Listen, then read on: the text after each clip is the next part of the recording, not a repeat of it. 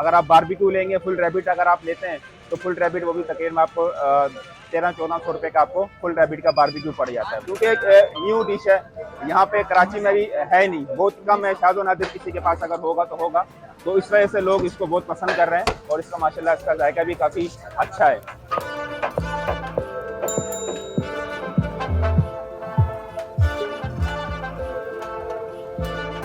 बाकी चीज़ें तो मुख्तलिफ आइटम जो है कढ़ाइयाँ वगैरह बारबेक्यू वो तो आम उसमें मीट में चल रहा था, लेकिन अभी हमने जो है वो खरगोश के मीट गोश्त के अंदर ये सारी चीज़ें जो है वो इंट्रोड्यूस करवाई हैं, जिसके अंदर कढ़ाइयाँ हो गई मुख्तलिफ किस्म की, बारबेक्यू आइटम हो गए, सज्जी हो गई, नमकीन रोस्ट वगैरह हो गया, स्टीम हो गया, मतलब हर वो चीज़ आप खरगोश के गोश्त में तैयार कर सकते हैं जो आप दूसरे गोश्त में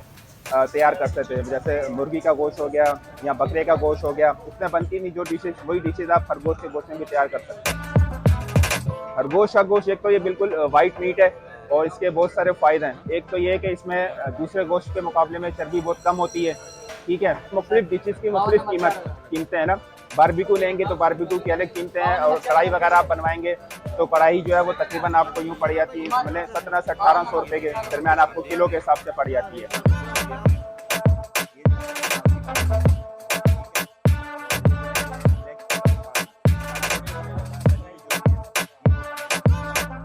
हम यहाँ पर मदीना हसन जरी पे आए तो यहाँ रेबिट कढ़ाई हमने मंगाई है।